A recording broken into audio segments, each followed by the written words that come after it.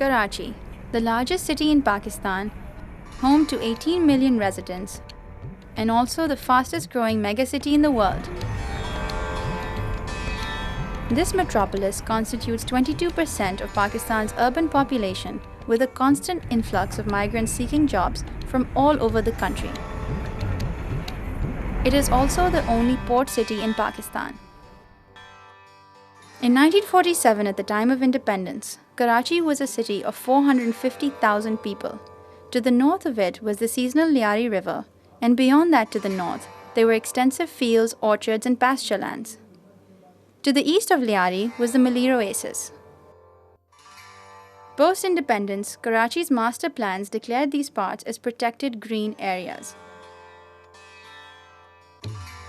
However, due to large-scale migration from India and other parts of Pakistan, the entire Liari belt and part of the Malir Oasis were converted into formal and informal low and lower middle income housing. The only green areas that have survived along the Liari riverbed are the traditional graveyards of the Muslims, Hindus and Jews.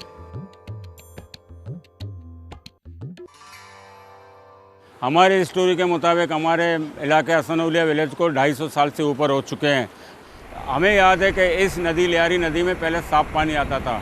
यहाँ छोटे छोटे कुएं बनते थे, वहाँ से लोग अपनी ज़िंदगी की ज़रूरतें पूरी करते थे, पानी के कपड़े धोते थे, पीते थे और उसे अपने बर्तन वगैरह सब कुछ यही पानी को यूज़ करते थे, इस्तेमाल करते थे। यहाँ बाकायदा एक काश्त होती थी, फसलों की काश्त होती, लोग सब्जियाँ बोते थे। लेकिन जूँ कराची शहर बढ़ता गया, कराची शहर की आबादी बढ़ती गई और कराची का जितना भी सेवरेज लाइन है, तकरीबन इस इलाके के जितने भी सेवरेज लाइन है सबको आके लियारी नदी में छोड़ दिया है। और आप ये देखो, अगर जहाँ मीठा पानी चलता था वहाँ दरख्तें होंगी, घास होगा, सब कुछ होगा। अब इस आप नदी को देखो, बगैर सवाए इस कीकर के झाड़ियों के और कुछ नहीं होता।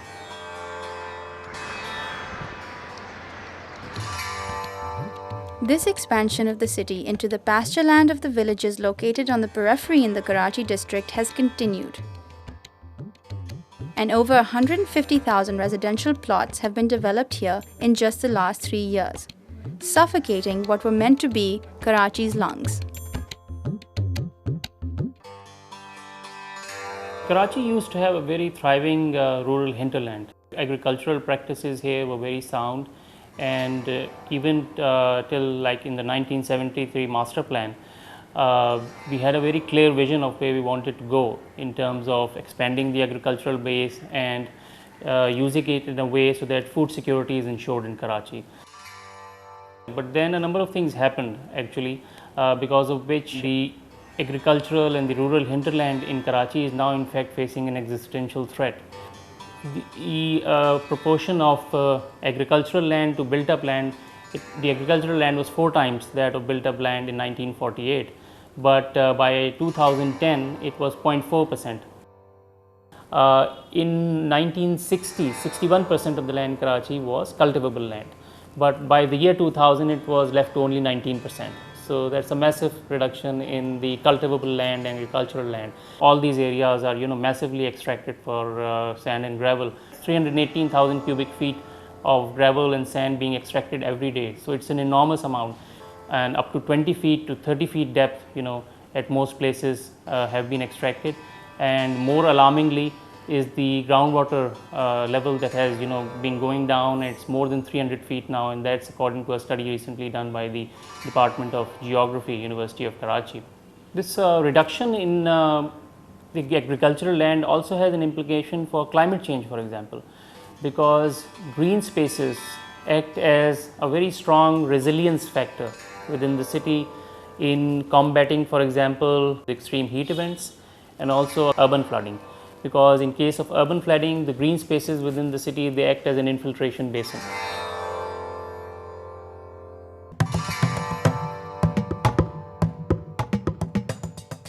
To accommodate Karachi's expanding population, the city sprawled into its rural areas. This was regarded as godsend for the poor, providing them with relatively affordable land on which they could build their houses. But residents here are beginning to feel otherwise. मैं इसलिए आई थी, मेरा कोई घर नहीं था, किराए पे रहती थी। मैं हालत से तंग आके मैं इधर आई थी, तो इधर पता चला ये 8,000 में ज़मीन मिल रही है, 300 रुपये महीने पे। तो अब फिर मैंने अपने 19,000 जमा करा हुआ था, मैंने ये मकान ले लिया जंगल में। मैं चलो अपनी ज़मीन हो जाएगी, बच्चों का साथ हो जाएगा रहने का। जब से हम आए ना, जब से यहाँ दुखी उठा रहे हैं, बसें इतनी इतनी भरी भरी आती हैं कि औरतों को चढ़ने की जगह नहीं मिलती। फिर खड़े रहते हैं 1-2 घंटे तक रोड के ऊपर। चिंची में बैठो, चिंची वाले को पैसे दो, 30 रुपये किराया लेता है वो, नागन तक के। शहर में तो ये बहुत करीब हो जाते हैं हम। वहाँ तो क्यों बंगले हैं, प्लाजे हैं, हर नौकरी मिल जाती, 2-2 घर में भी जाके कर सकती हूँ मैं। बच्चे भी मेरे महफूज रहते हैं वहाँ पर। अब मैं सोचती हूँ मकान बेचने की, तो इसकी कीमत बहुत कम लग रही है।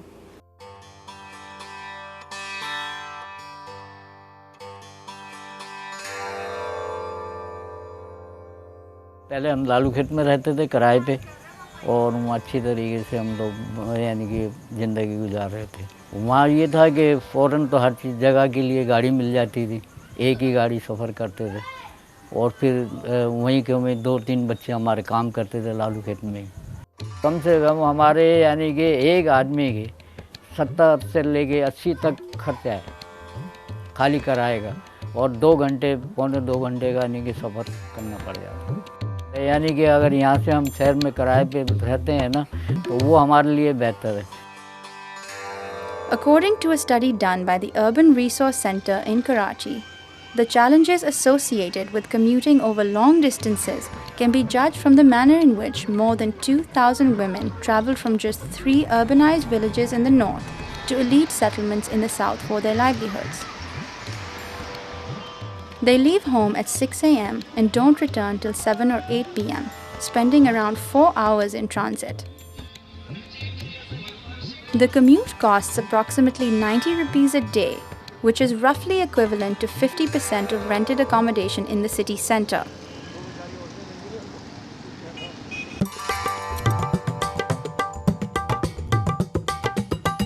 To overcome some of the negative aspects of living on the fringe, a new phenomenon is emerging in this rapidly growing city.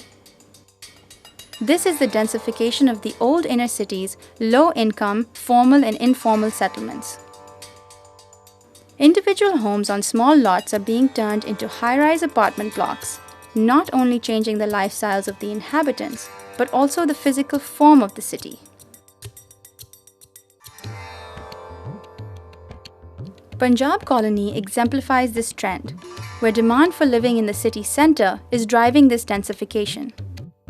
Investor है यहाँ पे, जो है ना, इन्वेस्टर हैं वो पैसा लगाते हैं। जैसे आपकी ज़मीन है, आपकी ज़मीन नीचे से ले लेते हैं, आपको लगा, उसके ऊपर वो लोग खर्चा करते हैं, आपको 1+3 इस तरह जैसा भी उनकी वो हिसाब किताब होता है उस तरीके से वो लोग दे देते हैं। बाकी सारा वो इन्वेस्ट करके बाकी वो सब वो अपना सेल कर देते हैं। मकसद ये हमारी अपनी ज़मीन है, इन्वेस्टर को हमने दी है, लेकिन ये है कि अभी 3 साल गुजरने के बाद भी जो है अभी तक वो जगह जो है हमारी कंप्लीट नहीं हो सकी है। और अभी ये है कि इन्वेस्टर है वो भागा हुआ है, तो ये है कि जगह हमारी अभी फड्डे में पड़ी हुई है।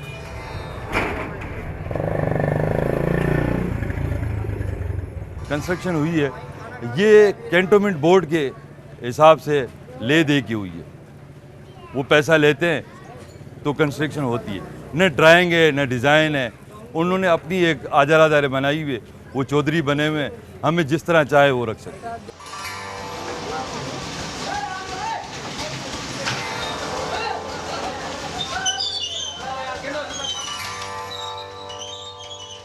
Increasing number of families wish to live within closer to the city, closer to places of work, and that is what is driving this densification. The private sector has stepped in, informal private sector has stepped in to cater to this demand. Much of this development is informal.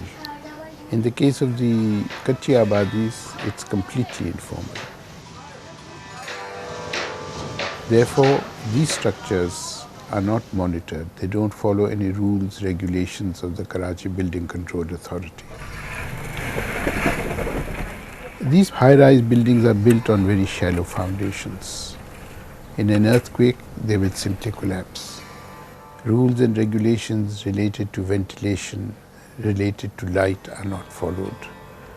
The apartments are becoming smaller and smaller so that they can become affordable to the people in low-income settlements. In the process, you have large families living in one room or two rooms, creating immense congestion. And naturally, when there is such congestion, there are bound to be social problems associated with it. Also, many of these not many, but all these high-rise buildings that are being built in the Kachi Abadis have no lifts. So people have to walk up 7 floors, 6 floors. They can stay cooped up in their apartments because it's a difficult process going up and down, especially for elderly people and for children.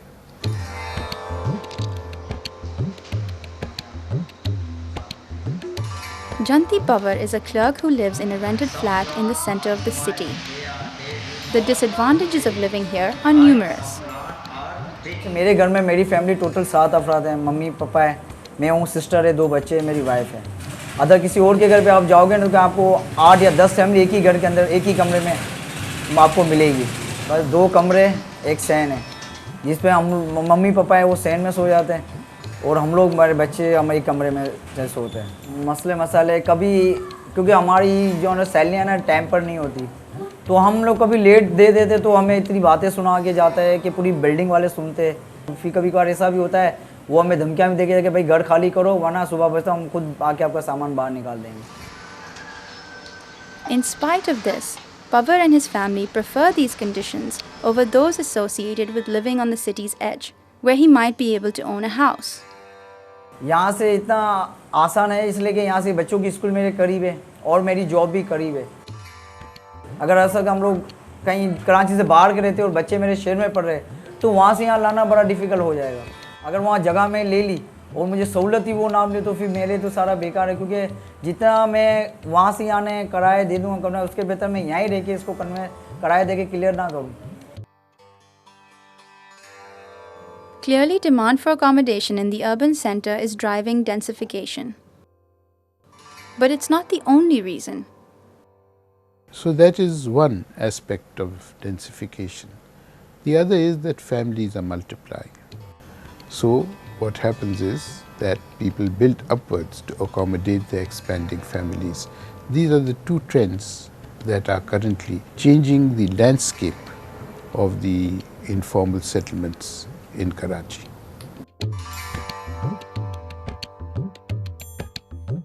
देखिए, housing के हवाले से जहाँ तक आप बात कर रहे हैं तो हाउसिंग के हवाले से हमारे इलाके में ख़ासकर जॉइंट फैमिली सिस्टम है शुरू से, तो लिहाजा तब्दीली इतनी ज़्यादा तक नहीं आई।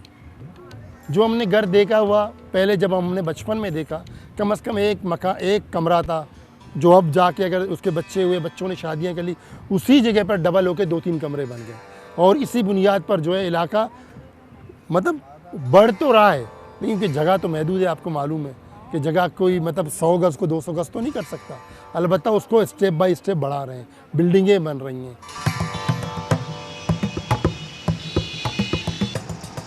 Meanwhile, Karachiites are increasingly taking to motorbikes to save travel time and to increase their mobility. According to official figures, the number of motorbikes on the roads increased from 450,000 in 1990 to 500,000 in 2004. The figure has risen to well over 1.4 million in 2013. This increase, however, does not help women, as women in Karachi don't ride motorbikes because of cultural constraints and safety issues. आए दिन तो motorcycle जो आदमी चला रहे हैं उनका accident हो जाते हैं बेचारे, इतनी बुरी बुरी मौत मरते हैं। हमने देखा, हमारे गली में हुए हैं एक्सीडेंट इतने। तो आदमी नहीं चला सकते तो हम औरतें कहाँ से चलाएंगी यहाँ मोटरसाइकिल? निज़ाम इतना सड़कों का ख़राब यहाँ पे, कुछ चल देते हैं। अभी हमारे यहीं पे एक्सीडेंट हुआ है। मोटरसाइकिल पे जाता हूँ, 120 रुपये का पेट्रोल आने में लगता है। आधा घंटा लगती है पहुँचने में और आधा घंटा लगती है आने में। जिस दिन हड़ताल हो जाए, क्या कोई बंदे मारे जाते हैं, कोई मसले मिसाइल हो जाते तो बड़ी तंगी का सामना होता है। और जिस दिन यानी कि पैसे नहीं है जेब में पेट्रोल डलाने के, बस में यानी कि करते क्या बाइक ख़राब हो गई है तो 2-2 घंटे हमें वहाँ पे पहुँचने में लग जाता है। The once attractive proposition of owning land on the informally developed fringes is further at stake with the cost of land having risen from 176 rupees in 1991 to 10,000 rupees per square meter today. This is an increase from almost twice the value of the daily wage then to over 40 times the value of the daily wage for unskilled labor today.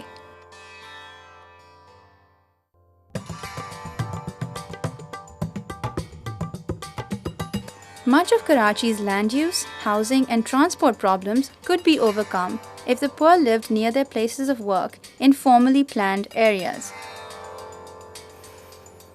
This is not impossible as Karachi has substantial government land both within the city and on the immediate periphery. What has happened over the past several decades is that new satellite schemes had been planned and the poor were actually dispersed with an anticipation that fast-moving transportation links would be able to connect them to the places of work, especially in the city center, as well as the new industrial locations which were created. The inner city areas were considered to be high-priced and high-value lands, which were apportioned for different types of uses other than low-income houses.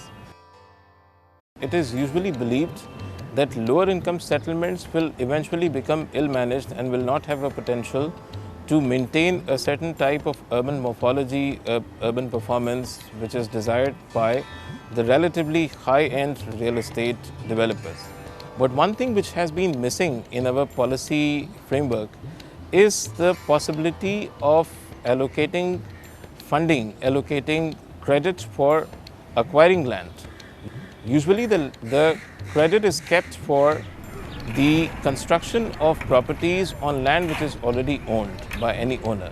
However, we all know that the poor do not have the means to access land without the availability of credit, and if various type of instruments are generated in the form of cooperative mechanisms or in certain cases collective low-income groups, that can in fact provide a very effective mechanism of making inner city lands accessible to the poor.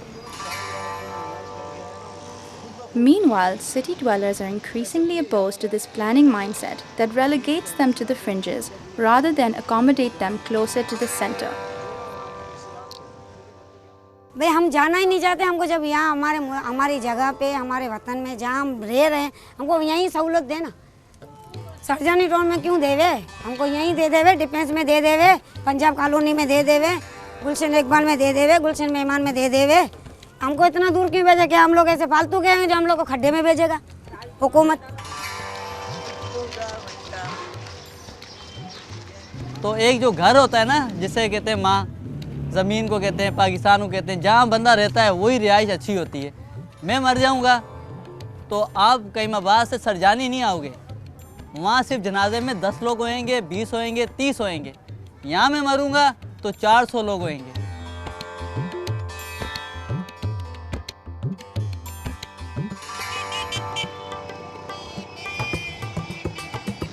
Because of Karachi's rapidly increasing middle class, as well as political conflicts, the issue of land has also become politicized.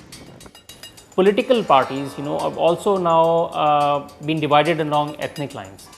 MQM people relate with the Urdu-speaking community. People's Party, which is a party having a national stature, is being associated with the Sindhi community in Karachi. ANP, also a national party, is being associated with the Pashto-speaking community. So that's very unfortunate. Then, of course, as is being witnessed very clearly now, that land is being settled, particularly in the peripheral areas of Karachi, on ethnic basis, on political basis, on party basis.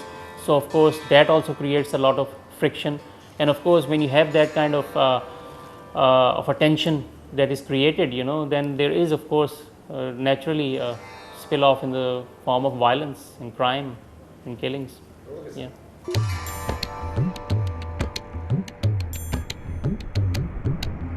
There are 13 different land-owning agencies in Karachi, each with their own bylaws and zoning regulations, and with little coordination with each other. Also, the government's unwillingness to provide land for additional housing near the city centre or the immediate periphery is prompting existing settlements to develop upwards. The crux of the issue is of the urban poor gaining access to formal housing, as 70% of Karachi's population comprises of this social group. You know, you cannot do without planning. These things are happening, they are taking shape, but they can happen in a planned manner. You have to have an acceptance of this to begin with. Then you can support it through loans, through new planning rules and regulations that informal developers can follow. We have not made any such attempt so far. We have just let this happen. We have not accepted it, nor have we rejected it. The solution, of course, lies that where state land is available, you have low-income housing, and you support it with loans. Karachi, which right now is 4 towns, really distinct cities, divided between the rich, the poor, the elite, and the middle class. I think it will become a multi-class city, and I think we need to do that.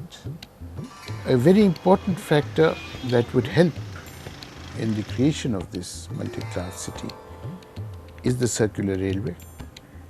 Where the circular railway intersects with the road network, those are the ideal locations for the development of high-density, low-income housing. And you have lots of land at these intersections that can be used for this purpose. Karachi cannot expand any further. It has to densify. This is what Karachi needs, and this is what is happening, although we are not officially catering to that need.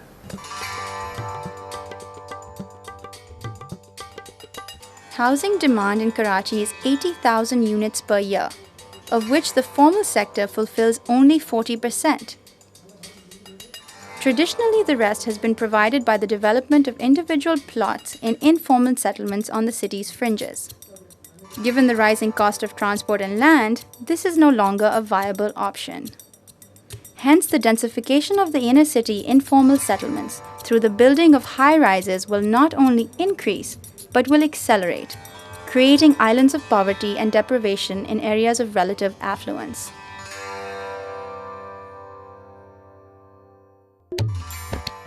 The repercussions of such gross urban inequalities are social and political conflicts, which are already taking a violent turn in the city. One of the ways in which a level of equity and justice can be established is by facilitating this densification rather than ignoring it. By utilizing state land within the city for high-density, low-income housing and making it affordable through appropriate fiscal policy. The failure to do this will turn an already divided Karachi into an even more environmentally degraded and poor, unfriendly city. Our political and bureaucratic stance towards this issue reflects an anti-poor bias which must be overcome for a sustainable future of peace and prosperity for all.